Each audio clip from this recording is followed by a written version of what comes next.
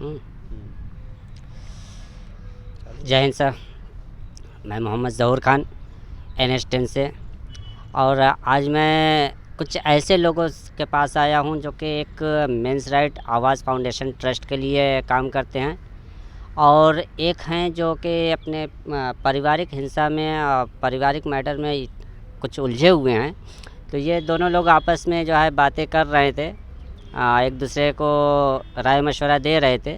मेरी नज़र पड़ी तो मैं भी आ गया इन लोगों से बात करने के लिए, जो कि जो मेंस राइट के लिए लड़ते हैं और लोगों को किस तरह से वो लोगों की हेल्प करते हैं। तो सबसे पहले हम उन्हीं से जानते हैं कि ये मेंस राइट की इनको ऐसी क्या ज़रूरत पड़ी जो मेंस राइट के लिए ये आवाज़ उठाते हैं।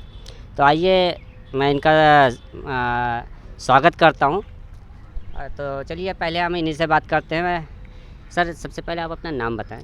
मेरा नाम ज़राफ़त खान है। हाँ सर जी, जिस तरह से सभी जानते हैं कि ये हमारा देश पुरुष प्रधान देश है, और ऐसे देश में आप मेंस राइट के लिए आवाज़ उठा रहे हैं, क्या ये सही है? जी बिल्कुल सही है, क्योंकि देखो भाई, सबसे पहले शुरुआत हमने अपने से ही की थी। हमारे पे हमारी पत्नी ने खुद झूठे केस किए थे, झूठे एलिगेशन लगाए, और इतना प्रताड़ित हुआ था मैं बहुत ही ज़्यादा। 1 साल तो मैं डिप्रेशन में ही था, और मेरी पत्नी ने कोई सी जगह ऐसी नहीं छोड़ी जो उसने झूठे मुकदमे नहीं किए हों। लेकिन आज सिचुएशन उसकी ऐसी है कि आज वो खुद मेरे से बोल रही है कि जो हमसे गलती हो गई है हमें माफ़ कर दो, क्योंकि मैं एक्टिव हो कर के काम काम किया मैंने, और ये इस मेंस राइट में एक्टिवली होकर के लोगों की मदद की, क्योंकि मेरे पे खुद झूठे केस पड़े थे। और मैंने जब ये देखा कि हिंदुस्तान में मुझ जैसे ना जाने कितने लोग होंगे जो झूठे केसों में फंसे हुए होंगे, तो तब जाके हमने अक्षय भाई और मैं और ये देखा है कि सुप्रीम कोर्ट के भी ये हैं रिजल्ट कि 98% केस झूठा पाया जाता है। घरेलू हिंसा, रेप केस भी झूठा पाया जाता है, कुछ 85-80 ऐसा कुछ है। तो सर मैं आपसे प्रेरणा लेना चाहूँगा कि आप इतनी बड़ी मुहिम को इस तरह से आगे लेकर चल रहे हैं, और हम ये जानना भी चाहेंगे कि आप लोगों की किस तरह से हेल्प करते हैं। देखिए, हम इस तरह से हेल्प करते हैं। हमारा आवाज़ हिंदुस्तान की यूट्यूब चैनल है, और जो भी लोग हमारे उसमें डिस्क्रिप्शन में नंबर वगैरह रहते हैं, और हमने आवाज़ फाउंडेशन ट्रस्ट संस्था खोल रखी है, जो कि पीड़ित पुरुषों की मदद करती है ये संस्था। और इसमें जितने भी विक्टिमों के नंबर आते हैं हमारे पास, कॉल आती है, हम उनकी मदद करते हैं। थाने में जा कर के, कोर्ट में जा कर के, जैसे भी उनका केस होता है, जो भी उनकी पत्नी झूठे एलिगेशन लगाती है, तो उसके अकॉर्डिंग हम उनको एडवाइस देते हैं। बहुत से लोग सुसाइड कर लेते हैं, हम उनको सुसाइड करने से भी बचाते हैं, समझाते हैं उनको, और उनको केस में बचने का तरीका बताते हैं, किस तरह से केस में बचा जाए। बहुत बहुत धन्यवाद सर जी, आप लोगों की ज़िंदगी बचाने का काम करते हैं, और लोगों को आपसे प्रेरणा लेना चाहिए। आपके कामों को सराहनीय काम आप लोग कर रहे हैं। जी तो धन्यवाद। सर जी हम आपसे ये भी जानना चाहेंगे कि जैसे जो बहुत ज़्यादा हरासमेंट जिनको होता है, बहुत एकदम टूट जाते हैं, सुसाइड करने के लिए एकदम बेचैन हो जाते हैं, अपनी ज़िंदगी को ख़त्म करने के लिए सोचते हैं। तो ऐसे लोगों के लिए आपकी क्या राय है कि देखिए, उनको मेरी तो ये राय है, क्योंकि ये जो एलिगेशन होते हैं ये झूठे तो होते हैं, लेकिन इंसान को ना लड़ने की हिम्मत होनी चाहिए। कभी भी इंसान टूटना नहीं चाहिए, क्योंकि वो खुद चाहते हैं कि ये टूटे। अभी लड़की कोई भी एलिगेशन, झूठे एलिगेशन लगा के केस करती है, वो किस लिए करती है? ताकि उसकी प्रॉपर्टी हाथ आए और उसकी प्रॉपर्टी में अपना कब्जा जमाए। बाकी कुछ नहीं होता है। पारिवारिक मामले ये एक हस्बैंड वाइफ में किस में नहीं होती है, लड़ाई झगड़े सब में होते हैं, लेकिन हस्बैंड वाइफ में ये जो वाइफ होती है अपनी माँ के कहने में ज़्यादा चलती है। तो जैसे माँ कहती है वैसे ही वो करती है, और मुकदमे झूठे डालती है प्रॉपर्टी हथियाने के चक्कर में। अब लड़का डिप्रेशन में जाता है, सुसाइड कर लेता है, तो सारी प्रॉपर्टी तो उसी के हाथ होती है ना।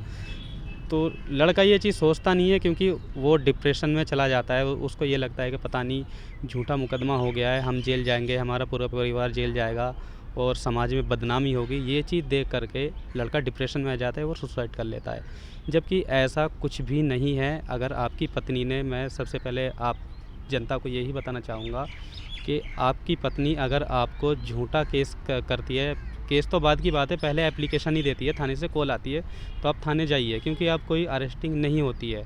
डरना बिल्कुल नहीं चाहिए। और अगर किसी को भी कोई भी प्रॉब्लम होती है तो हमारा आवाज़ हिंदुस्तान की यूट्यूब चैनल सर्च कर सकते हैं। उसमें उसके डिस्क्रिप्शन में जाके या अबाउट में जाके हमारा नंबर सर्च कर सकते हैं और हमसे एडवाइस भी ले सकते हैं। मतलब आपके यूट्यूब चैनल पे आप लोगों के नंबर दिए रहें हाँ। ताकि लोग उसमें से नंबर लेके ताकि आपसे लोग कांटेक्ट हाँ, कर हमसे सकें। हेल्प मांग सकें और हमको उनको उसी के अकॉर्डिंग एडवाइस देते हैं। बहुत बहुत धन्यवाद सर। आपके इन कामों से एक कहावत याद आ गई जो कि अक्सर मैं सुना करता था कि हर अबला बेचारी नहीं होती या हर पुरुष बलात्कारी नहीं होता, अत्याचारी नहीं होता। तो आपकी बातों से ऐसा लग रहा है कि ये बातों में काफ़ी सच्चाई है। देखिए ज़्यादातर ये मैं नहीं कह रहा हूँ, ये एनसीआरबी का डाटा बोलता है 98% 498 है जैसे मुकदमे फेक पाए जाती हैं। ये सिर्फ एक पैसे ऐंठने की नीयत से ही किया जाता है और परिवार को डिप्रेशन में डालने के लिए, ताकि वो कोर्ट कचहरी के चक्कर ना काटें, इसलिए ये मुकदमा किया जाता है। चलिए सर, अब आपके साथ में ये जो हैं मैंने थोड़ी बात आपकी भी सुनी थी और ये काफ़ी परेशान थे, तो ज़रा हम इनसे भी दो बातें कर लेते हैं। तो सर, आपका भी स्वागत है हमारे चैनल पर। सर, आप सबसे पहले अपना नाम बताएं। मेरा नाम शंकर लाल नायक है। सर, कहाँ के रहने वाले हैं? मैं नसीराबाद ज़िला अजमेर राजस्थान से हूँ। सर, अभी माफ़ी चाहते हैं लेकिन आप लोग जब बात कर रहे थे मिस्टर ज़राफ़त जी से, तो आपकी बातें हमने सुनी जिसमें आपने सुसाइड की बात की। हाँ। तो एक बात ये बताइए कि सुसाइड, सबसे पहले सुसाइड एक डरपोक इंसान की पहचान है। तो इतने सालों तक के कैसे लड़ पाऊँगा मैं? 20-20 30-30 साल के सर, चलता है। जिंदगी ही एक संघर्ष है। बच्चा पैदा होता है तब से जब तक उसकी प्राकृतिक मृत्यु ना हो तब तक उसकी जंग है। ज़िंदगी ही एक जंग है, तो ज़िंदगी से हारना नहीं चाहिए, ज़िंदगी से लड़ना चाहिए। बहुत सारे उतार चढ़ाव आते हैं और आपका जो है शायद ज़राफ़त जी ने काफ़ी आपको मशवरा दिया होगा। मेरी आपसे बस इतनी विनती है कि आप संघर्ष करें। आपके ऊपर अगर आप निर्दोष हैं तो न्यायपालिका पर भरोसा रखें। न्यायपालिका, अरे हो सकता है कि थोड़ा समय लगेगा न्यायपालिका में, लेकिन आपको इंशाल्लाह आपको इंसाफ ज़रूर मिलेगा। आप टेंशन न लें, परेशान ना हो। इसमें देखिए, अगर आप सुसाइड करते हैं किसी से परेशान होके, तो आप इस बात को सोचिए कि आपके पीछे कौन है। आपकी माँ है, आपके बाप होंगे, आपके भाई बहन होंगे। अगर आप सुसाइड करते हो, भले अगर किसी ने झूठा आरोप लगाया, लेकिन आपके सुसाइड करते ही आपके ऊपर वो आरोप मोहर बंद हो जाता है कि आपने गलत किया है, तभी आप जो है मुंह छुपाने के लिए सुसाइड कर रहे हैं। ये मोहर लग जाता है। तो मैं आपसे गुजारिश करूँगा कि आप ऐसी बात न करें। आपके ऊपर झूठा अगर आरोप है तो न्यायपालिका पर भरोसा रखें और वो आपके साथ ज़रूर न्याय करेगी और आपको इंसाफ मिलेगा। तो सर, मेरे दर्शकों को आप ये बताएं कि आपके ऊपर क्या ऐसे आरोप लगे जिससे आप इतना ज़्यादा परेशान हो गए थे? 24-25 साल बाद मेरे ऊपर झूठे आरोप लगाए, घरेलू हिंसा दहेज का आरोप लगाया, और वो भी एडल्ट्री में पकड़े जाने के बाद। मतलब और सबूत है मेरे पास। आपका कहने का मतलब ये है कि आपकी पत्नी से का जो है किसी और से संबंध था। हाँ। तो क्या ये आपने खुद देखा या रिकॉर्डिंग पकड़ी, और के एक बार तो मेरे घर पे भी आया था वो, मेरे पीठ पीछे से। फिर बाद में मैं आया तो वो भाग गया था।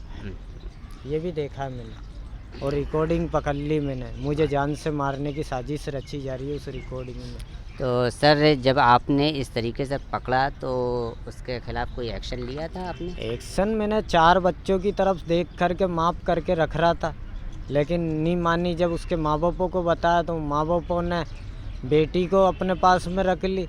फिर मैंने बुलाने के लिए एसडीएम द्वारा कोशिश की और सेक्शन 9 भी लगाया, लेकिन उन्होंने झूठा क्रॉस केस कर दिया मुझ पे। मतलब आपका कहने का मतलब ये है कि आपने जो अपनी वाइफ को एडल्ट्री में पकड़ा है, किसी और के साथ संबंध जो था उसका, हाँ। तो उस संबंध को छुपाने के लिए आपके ऊपर यह केस हुआ है? हाँ, बस अपने आरोपों को छुपाने के लिए घरेलू हिंसा का आरोप लगाया मुझ पे। हाँ। तो सर आपने अभी जैसे बताया कि आपने सेक्शन 9 भी किया था, हाँ, तो अभी वो चल रहा है या चल ख़त्म रहा है, चल रहा है? तो उसमें क्या मतलब सुनवाई हो रही है कोई कुछ? सुनवाई नहीं होती है। वकील लोग पैसा खा जाते हैं, 10-10 वकील बदल लिए। पुलिस वाले रिश्वतखोरी करते हैं हमारे नसीराबाद में, क्या बताऊं। और हर मंत्री गणों को पत्र भेज दिए मदद के लिए, लेकिन गुनाहगार औरत की जांच नहीं होती, बेगुनाह की जांच की जाती, झूठी। सर आप लोग देख रहे हैं कि एक कैसे मज़लूम इंसान, एक मजबूर इंसान, जो कि एक गरीब इंसान जो रोज़ की रोज़ी रोटी कमाने के लिए क्या क्या करता है, और जब इस तरीके के झूठे आरोप उसके ऊपर लगते हैं तो वो ज़िंदगी से हार जाता है। तो इन्हीं सब बातों के लिए हम आप लोगों से भी गुजारिश करेंगे कि इनकी वीडियो ये ज़्यादा से ज़्यादा शेयर करें, ताकि सरकार तक और माननीय प्रधानमंत्री जी और माननीय अमित शाह जी और माननीय राष्ट्रपति जी के पास तक ये वीडियो पहुंच सके, ताकि जल्द से जल्द इनको इंसाफ मिल सके। इन्हीं सब बातों के लिए साथ हम अपनी बातों 4 को बच्चों विराम से जुदा हूँ 6 सालों से मैं। रात दिन नींद नहीं आती, बच्चों की याद आती है मेरे को। मैं करूँ क्या? मिलने नहीं दिया जाता मेरे को ससुर द्वारा, ऐसा रोक लगा रखा है। अगर मैं अकेला जाता हूँ तो मुझ पे कोई भी आरोप लगा सकते हैं, लेकिन मजिस्ट्रेट और वकील कोई मेरी सुनवाई नहीं कर रहा। मेरे को मिलने तक के लिए ऑर्डर नहीं दिया जा रहा है बच्चों से। 6 सालों से जुदा हूँ मैं मेरे बच्चों से। 1-1, 2-2 बजे तक नींद नहीं आती रातों को मेरे को। कभी रोटी खाता हूँ, कभी नहीं खा पाता हूँ, ऐसे ही सो जाता हूँ। इस तरीके से हालत हो रही है, देख सकते हो आप मेरी। देखिए सर, बहुत ही दर्द भरी कहानी है। हर माँ हो या बाप हो, बच्चों से बहुत ज़्यादा लगाव होता है, और 5-6 साल से जो 4-4 बच्चे होने के बाद भी अगर उसका चेहरा न देख सके, आप खुद सोच लीजिए कि आपके अगर बच्चे होंगे, आप साल 2 साल से अलग हों, या आपका बेटा परदेश भी गया हो, तो आप भी उसके परदेश होने के बावजूद भी आप बेचैन रहते हैं बच्चों से मिलने के लिए। और ऐसे इंसान के ऊपर क्या बीतता होगा जिसको 5-6 साल से एकदम अलग कर दिया गया, उससे मिलने भी नहीं दिया जा रहा है। तो आपसे गुजारिश है, आप लोगों से निवेदन है कि आप इनकी वीडियो ज़्यादा से ज़्यादा शेयर करें, ताकि सरकार तक इनकी आवाज़ पहुंच सके और इनको इंसाफ मिल सके, इनके बच्चे इनके पास आ सकें, इनसे मिल सकें। इन्हीं सब बातों के साथ हम अपनी बातों को ख़त्म करते हैं। धन्यवाद। जय हिंद।